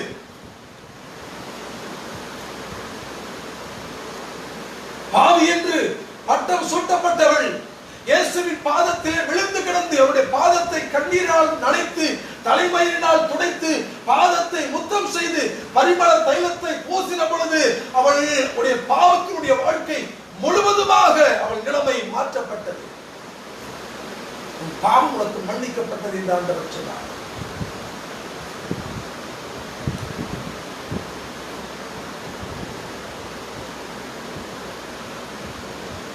மரியாள் மார்த்தாள் வாழ்ந்த வீட்டுக்குள்ள இயேசு வரும் பொழுது உலகத்தை நோக்கி பார்த்தால் மார்த்தாள், தேவனுடைய சமூகத்தில் பாதத்தில் காத்திருந்தால் மரியாள். ஆண்டவர் சொன்ன வார்த்தை, மார்த்தாளே மார்த்தாளே, நீ அநேக காரியங்களை குறித்து கவலைப்படுகிறாய். நீ எப்படி வாழ்கிறாய் கர்த்தருடைய பிள்ளையே? நீ மார்த்தாளை போல உலகத்தை நினைத்துக் கொண்டே வாழ்கிறாயா? நீ அநேக காரியத்தை குறித்து கவலைப்படுகிறாயா? ஆண்டவர் சொல்கிறார், தேவையானது ஒன்றே. மரியாள் தன்னை விட்டு எடுபடாத நல்ல பங்கை தெரிந்து கொண்டால் அந்த நல்ல பங்குதான் கர்த்தருடைய பாதம். அவரை அண்டிக் கொள்கிற யாவரும் பாக்கியவான்கள்.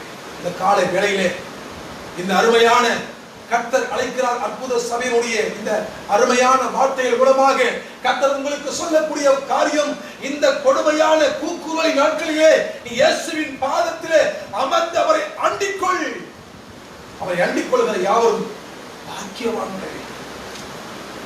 நீ கலங்காதே கர்த்தருடைய பிள்ளையே. எனக்கு யாரும் இல்லை, எனக்கு அடைக்கல பட்டணம் இல்லை, எனக்கு தேற்றுவார் இல்லை, எனக்கு ஆகாரம் கொடுக்க ஒருவர் இல்லை, எனக்கு உதவி செய்ய யாரும் இல்லை, நான் வீட்டிலே தனிமையா இருக்கிறேன், எனக்கு வேலை இல்லை, எனக்கு வருமானம் இல்லை, எப்படி சாப்பிடுவேன் என்று சொல்லி நீ கண்ணீர் வடிக்கிறாயா? இயேசுவின் பாதத்திலே அமர்ந்திருந்து பிடித்துக்கொள். கதவை தட்டி காரியங்கள் உனக்குள்ளே கடந்து வரும். கதவை தட்டி உனக்குள்ளே காரியங்கள் கடந்து வரும். கர்த்தர் உன்னை கைவிட மாட்டார். நீ ஆசீர்வதிக்க வல்லமை உள்ளவராக இருக்கிறார். கொடிய காலத்திலே நாம் வாழுகிறோம் என்று உனக்கு மனது சொன்னாலும், இந்த கொரோனா வைரஸ் காலத்திலே நாம் தவிக்கிறோம் என்று சொல்லி மனது சொன்னாலும், நமக்கு ஒரு அடைக்கல பட்டணம் உண்டு, இயேசுவின் பாதம். எதை குறித்தும் கலங்காதே கர்த்தருடைய பிள்ளையே. எதை குறித்து வேதனைப்படாதே கர்த்தருடைய பிள்ளையே. பகலிலே வெயிலாகிலும் இரவிலே நிழலாகிலும் உன்னை தொடுவது இல்லை. பாதம் கூட கல்லில் இடராதபடிக்கு கர்த்தர் தம்முடைய தேவ தூதரை அனுப்பி உன்னை பாதுகாக்க அவர் வல்லவராக இருக்கிறார். மரணம் உன்னை தொடுவது இல்லை, கண்ணீர் உன்னை தொடுவதில்லை, வேதனை தொடுவதில்லை. நீ எங்க இருக்கும் பொழுது நீ அடைக்கல பட்டணமாகிய ஆண்டவருடைய பாத முடிவெடு, மனம் திரும்பு. தேவனுக்கு பிரியமில்லாத கிரியைகள், தேவனுக்கு பிரியமில்லாத யோசனைகள், தேவனுக்கு பிரியமில்லாத செயல்பாடுகள், தேவனுக்கு பிரியமில்லாத திட்டங்கள், தேவனுக்கு பிரியமில்லாத கிரியைகளை விட்டு விலகி ஆண்டவருக்கு பிரியமுள்ள வழியிலே நடக்க ஆரம்பி. சமூகத்திலே ஒரு பாதத்திலே நீ அமர்ந்திருந்து அவரை அண்டிக்கொள். ஒரு சேதமும் உன்னை தொடுவதில்லை. அவரே துதி என்று நீ காத்திரு, அவரே துதி என்று நீ காத்திரு. ஒரு குறைவும் உனக்கு விடாதபடிக்கு ஆண்டவருடைய மார்பிலே உன்னை அணைத்து, உன்னை கட்டி அணைத்து மூடி பாதுகாத்து உன்னை குறைவில்லாதபடிக்கு வழிநடத்த கர்த்தருடைய கரங்கள் ஆயத்தமாய் இருக்கிறது. நம் கண்களை மூடி நாம் செபிப்போம்.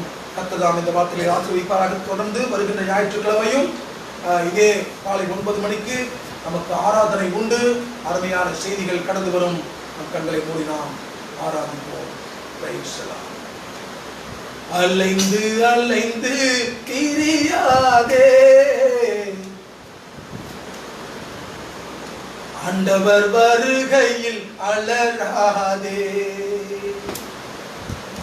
அலைந்து அலைந்து திரியாதே, ஆண்டவர் வருகையில் அலறாதே. அலைந்து அலைந்து திரியாதே, ஆண்டவர் வருகையில் அலறாதே. மாயை மாயை உலக மாயை, ஆண்டு போகாதே இவைகள் நம்பி. மாயை மாயை உலக மாயை, ஆண்டு போகாதே இவைகள் நம்பி. இகத்தை நம்பி ஓடாதே, இவைகள் யாவும் அழிந்திடுமே. இகத்தை நம்பி வாடாதே, இவைகள் யாவும் அழிந்திடுமே. அலைந்து அலைந்து திரியாதே, ஆண்டவர் வருகையில் அலறாதே. அலைந்து அலைந்து திரியாதே, ஆண்டவர் வருகையில் அலறாதே. நித்திய மழை மறக்காதே, நீரின் தேவனை மறக்காதே. நித்திய மழை இழக்காதே, நீரின் தேவனை மறக்காதே. சத்திய பாதையில் நடப்பாதே, உண்மையாய் இருப்பாதே. சத்திய பாதையில் நடப்பாதே, உண்மையாய் இருப்பாதே. அலைந்து அலைந்து திரியாதே, ஆண்டவர் வருகையில் அலறாதே. அலைந்து அலைந்து திரியாதே, ஆண்டவர் வருகையில் அலறாதே.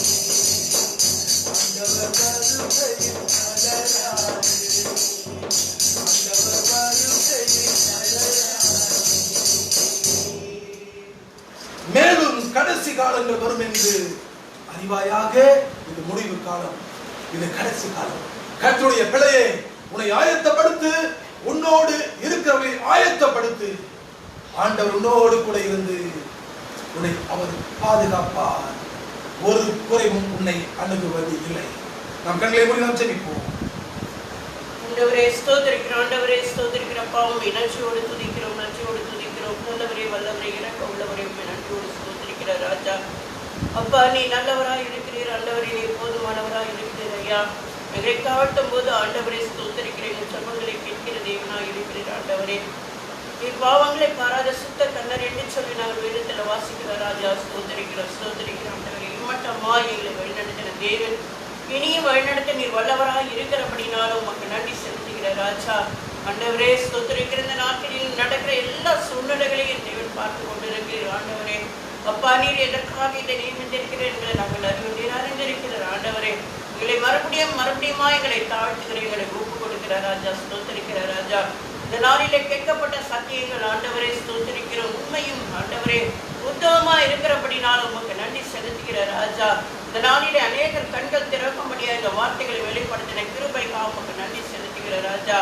ஆவியானவரே ஸ்தோத்திரிக்கிறோம். இந்த நாட்களில் நடக்க வேண்டிய சகல காரியங்களையும் கர்த்தருடைய ஆண்டவரே ஸ்தோத்திரிக்கிற வேத புத்தகத்திலே ஆமோஸ் மூலமாய் ஆண்டவரே எரேமியா மூலமாய் கர்த்தர் வெளிப்படுத்தியிருக்கிறீரையா, அதற்காக உமக்கு நன்றி செலுத்துகிற ராஜா. இன்னும் நாங்கள் இந்த கொடிய நாட்களிலே வைராக்கியம் உள்ள பிள்ளைகளாய் ஜீவிக்க கர்த்தர் உதவி செய்யுங்க. ஏனோ தானே என்று நாங்கள் ஜீவிக்காதபடிக்கு ஆண்டவரே என் தேவனுக்கு பிரியமாய் உண்மையாய் உத்தமமாய் சாட்சியாய் ஜீவிக்க கர்த்தர் உதவி செய்ய வேண்டுமா ஜெபிக்கிறோம் ஆண்டவரே. இந்த நாட்களில் எங்களுக்கு கொடுக்கப்பட்ட இந்த நாட்களிலே அழிந்து போக ஆத்துமாக்களுக்காய் நாங்கள் ஜெபிக்க கர்த்தர் உதவி செய்ய வேண்டுமா ஜெபிக்கிற ஆண்டவரே. அப்பா ஸ்தோத்திரிக்கிறோம். அறியாத மக்களுக்காய் ஜெபிக்க எங்களுக்கு உதவி செய்ய வேண்டுமா ஜெபிக்கிறோம். வைராக்கியத்தின் ஆவியினால எங்களை நிரப்புங்க, பலமுள்ள ஆவியினால நிரப்புங்க, விண்ணப்பத்தின் ஆவியினால நிரப்புங்க, வேண்டுதலின் ஆவியினால நிரப்புங்க ஆண்டவரே. எங்களுக்கு பலனுள்ள ஆவியை கொடுத்த ஆண்டவரே, உற்சாகமுள்ள ஆவியை கொடுத்த ஆண்டவரே, சோர்ந்து போகாதபடி விடாய்த்து போகாதபடிக்கு ஆண்டவரே நாங்கள் பலனுள்ள பிள்ளைகளாய் ஆண்டவரே மற்றவர்களுக்காய் ஜெபிக்கிற பிள்ளைகளாய் எங்களை மாற்றுங்கப்பா. இந்த நாட்களிலே சொன்ன ஒவ்வொரு வசனங்களை கேட்கும் போது ஆண்டவரே நடுக்கம் உண்டாகுகிறது ராஜா. ஸ்தோத்திரிக்கிற ராஜா. அப்பா துதிக்கிறோம். வார்த்தைகள் எவ்வளவு உண்மை உடைகளா இருக்கிறது ஆண்டவரே. காலங்கள் மறைந்து போகும், நாட்கள் மறைந்து போகும், ஆனாலும் உங்களுடைய வேதத்தில் உள்ள ஆண்டவரே உங்களுடைய வார்த்தைகள் ஜீவனுள்ள வார்த்தைகள், ஒருபோதும் உயிரையாத வார்த்தைகள் ஆண்டவரே. தகப்பனே அதை நாங்கள் பற்றி கொண்ட ஆண்டவரே உங்கள் வார்த்தையின்படி நடக்க கர்த்தர் எங்களுக்கு உதவி செய்ய வேண்டுமா ஜெபிக்கிறோம் ஆண்டவரே. எங்கள் குற்றங்களையும் குறைகளையும் பாவங்களையும் மீறுதல்களையும் தேவனுக்கு பிரியமில்லாத காரியங்களையும் ஆண்டவரே நீர் மன்னித்த ஆண்டவரே தகப்பனே எங்களை தகுதிப்படுத்தி எங்களை ஒவ்வொரு நாளும் பரிசுத்தப்படுத்தி ஆண்டவரே எங்கள் ஜீவன் உள்ளவரை உமக்காக நிலைத்திருந்து உமக்காக வாழ கர்த்தர் உதவி செய்ய வேண்டுமா ஜெபிக்கிற ஐயா. இந்த நாட்களில பலனற்று போயிருக்கிற திடனற்று போயிருக்கிற ஒவ்வொரு பிள்ளைகளையும் கர்த்தர் பலப்படுத்த வேண்டுமா ஜெபிக்கிற ஆண்டவரே. தாழ்த்தி உடைய பாதத்துல ஒப்பு கொடுக்கும் போது ஒவ்வொரு மீதும் உடைய இறக்கம் இறங்க வேண்டுமாய் உடைய தயவு இறங்க வேண்டுமா ஜெபிக்கிற ராஜா. ஆண்டவரே தேசத்துக்காக சமூகத்தில் வருகிற ராஜா, 5 கண்ட மக்களுக்காக சமூகத்தில் வருகிற ஆண்டவரே கர்த்தர் ஒரு விசை இறங்க வேண்டுமா ஜெபிக்கிற ராஜா. ஒரு விசை மனம் இறங்க வேண்டுமா ஜெபிக்கிற ஆண்டவரே. இனிமே பட்டணத்தாருக்கு மனமிறங்கின தேவன் அல்லவா, இஸ்ரவேல் ஜனங்களுக்கு மனமிறங்கின தேவன் அல்லவா. ஆண்டவரே ஸ்தோத்திரிக்கிற தகப்பனை நன்றியோடு துதிக்கிறோம். இந்த நாட்களில் ஆண்டவரே ஸ்தோத்திரிக்கிற ஆண்டவரே கொடிய ஆண்டவரே வியாதியிலிருந்து கர்த்தர் விடுதலை கொடுத்த ஆண்டவரே மறுபடியும் நாங்கள் விடுதலையோடு போய் ஆராதிக்க, விடுதலையோடு போய் துதிக்க கர்த்தர் உதவி செய்ய வேண்டுமா ஜெபிக்கிற ராஜா. நீ மன்னிக்கிற தெய்வம் ஆண்டவரே, மனதுருக்கு உடைய தெய்வம் ஆண்டவரே. அப்பா ஆண்டவரே பாதத்தை நாங்கள் மன்றாடி கெஞ்சுகிறோம் ராஜா. ஒரு விஷயம் இறங்க வேண்டுமா ஜெபிக்கிற ராஜா. அப்பா துதிக்கிறோம். புலம்ப கூட முடியாத ஆண்டவரை இந்த சூழ்நிலைகளை கர்த்தர் பார்க்கிறீர். அழ முடியாத சூழ்நிலைகளை கர்த்தர் பார்க்கிறீர். தேசத்துல பஞ்சங்கள் ஆண்டவரை ஸ்தோத்திரிக்கிறோம் எல்லாம் ஸ்தாபித்து போய் நிற்கிறதை கர்த்தர் பார்க்கிறீர் ஆண்டவரே. தகப்பனே ஸ்தோத்திரிக்கிற ஆண்டவரே. அப்பா தேச தலைவர்கள் முதல் கொண்டு ஸ்தாபித்து இருக்கிறார்கள் ஐயா. விரோதிகள் கூட ஆண்டவரை ஸ்தோத்திரம் உண்மை அந்த சிலுவையில ஆண்டவரே அறையும் அந்த தருவாயில கூட ஆண்டவரே பகையாய் இருந்தவர்கள் நண்பர்களாய் மாறினது போல இந்த நாட்களிலே நாட்டுக்கு நாடு விரோதமாய் இருந்த நாடுகள் கூட இந்த நாளிலே நண்பர்களாய் மாறி ஒருவருக்கொருவர் உதவிகளும் ஒருவருக்கொருவர் ஒத்தாசை செய்யக்கூடிய நாட்களாய் இருக்கிறதே ஆண்டவரே நாங்கள் பார்க்கிற ராஜா. தகப்பனே ஒரு விசை மனமிறங்கும், தேசத்தின் மீது மனமிறங்கும், தேச மக்களின் மீது மனமிறங்குங்கப்பா ஆண்டவரே. பாவிகளின் மீது மனமிறங்குங்கப்பா. மனம் திரும்ப கர்த்தர் உதவி செய்ய வேண்டுமா ஜெபிக்கிறோம். பாவங்களை மன்னிக்கிறவர் ஆண்டவரே, மன்னித்த ஆண்டவரே நீர் எங்களுக்கு நீதி செய்ய வேண்டுமா ஜெபிக்கிறோம். இந்த சூழ்நிலைகளை எல்லாம் மாற்றி போடுங்க. ரட்சிக்கப்பட்ட பிள்ளைகள் ரட்சிப்பிலே ஆண்டவரே ஸ்திரமாய் திடமாயிருக்க கர்த்தர் கிருபை செய்யுங்க. நாட்களிடம் பிசாசானவன் பிள்ளைகளை வஞ்சித்து போடாதபடி ஆண்டவரே ஜபங்களையும் உபவாசத்தையும் தரித்திருந்த ஆண்டவரே விசுவாசத்தை காத்துக்கொள்ள கர்த்தர் உதவி செய்ய வேண்டுமா ஜெபிக்கிற ஐயா. நீதியின் வஸ்திரத்தை கரைத்து போடாதபடிக்கு ஆவியானவரே நன்றியோடு ஸ்தோத்திரிக்கிற ஆண்டவரே. யோசுவா அழுக்கு வஸ்திரத்தை ஆண்டவரே உடுத்தி கொண்டிருந்த போது பிசாசான வலது வருஷத்துல நின்றது போல ஆண்டவரே உடைய நாமம் தரிக்கப்பட்ட பிள்ளைகள் ஒருவரும் ஆண்டவரே அப்பா அந்த ரட்சிப்பின் வஸ்திரத்தை இழந்து போகாதபடிக்கு ஆண்டவரே ஜீவன் உள்ளவரை அந்த ரட்சிப்பை பெற்றுக்கொண்டு அதை காத்துக்கொள்ள கர்த்தர் உதவி செய்ய வேண்டுமா ஜெபிக்கிறோம். கர்த்தர் அழைக்கிறார். அற்புத சபை மூலமாய் வெளிப்படுகிற இந்த வார்த்தைகளை ஆசீர்வதிங்க. கேட்கிற பிள்ளைகளை ஆசீர்வதிங்க ராஜா. அதன்படி நடக்க இருதயத்தை இப்பொழுதே நீ ஸ்திரப்படுத்த வேண்டுமாய், பலப்படுத்த வேண்டுமாய், ஒரு பயத்தின் ஆவியை ஊற்ற வேண்டுமாய் சொல்லிக்கிறார் ராஜா. ஆவியானவரே உம்மை நன்றியோடு துதிக்கிறோம், நன்றியோடு துதிக்கிறோம். எங்களை தாழ்த்துகிறோம், வெறுமையாக்குகிறோம். பிள்ளைக்காரரை ஆசீர்வதிங்க. இதை கேட்கிற பிள்ளைகளை ஆசீர்வதிங்க. ஒவ்வொரு பிள்ளைகளின் குடும்பத்தின் அப்பத்தின் தண்ணீரை ஆசீர்வதிங்க. பலவீனத்தோடு இருக்கிற பிள்ளைகளின் பலவீனங்களை மாற்றி கொடுங்க ஐயா. பிசினஸ்கள் தடைப்பட்டு இருக்கிற பிள்ளைகளின் பிசினஸ்கள் மறுபடியும் தொடங்கும்படியாக கத்த உதவி செய்யுங்க. ஊழியர்களை தொடங்க கத்த உதவி செய்யுங்க ராஜா. ஆண்டவரே கோடி கோடி நன்றிகளை ஏறெடுக்கிறோம். கர்த்தரின் மேல் மனம் இறங்க வேண்டுமா சொல்லிக்கிறோம். எங்களை காத்துக் கொடுங்க, பலப்படுத்துங்க, ஆசீர்வதிங்க, பெரிய காரியங்களை செய்யுங்க. நாமத்தை மகிமைப்படுத்துங்களை தொடர்ந்து நடத்துங்க. இயேசுவின் நாமத்தில் சொல்லிக்கிறோம் ஜீவனுள்ள நல்ல பிதாவே. ஆமென். சேர்ந்து சொல்வோம். என் ஆத்துமாவே கர்த்தரை ஸ்தோத்திரி, என் உள்ளமே பரிசுத்த நாமத்தை ஸ்தோத்திரி. என் ஆத்துமாவே கர்த்தரை ஸ்தோத்திரி, கர்த்தர் செய்த சகல உபகாரங்களுக்காக. ஆசீர்வாதத்தை பெற்றுக்கொள்வோம். நம்முடைய கர்த்தராகிய இயேசு கிறிஸ்துவின் கிருபையும் பிதாவாகிய தேவனுடைய அன்பும் பரிசுத்த ஆவியுடைய ஐக்கியமும் இன்றும் என்றும் சதா காலங்களிலும் நம் அனைவரோடும் இந்த நாளிலே இந்த டெலிகாஸ்ட் மூலமாய் இந்த ஆராதனையில் பங்கு கொண்ட ஒவ்வொரு விசுவாச பிள்ளைகளோடும் குடும்பங்களோடும் கர்த்தருடைய வருகை பரியந்தம் இருந்து காத்து வழி நடத்துவதாக. ஆமென். அல்லேலூயா, அல்லேலூயா, அல்லேலூயா, அல்லேலூயா, அல்லேலூயா, அல்லேலூயா. மீண்டும் உங்களை சந்திக்கிறேன். கர்த்தர் தாமே உங்களை ஆசீர்வதிப்பாராக. ஆமென். God bless you.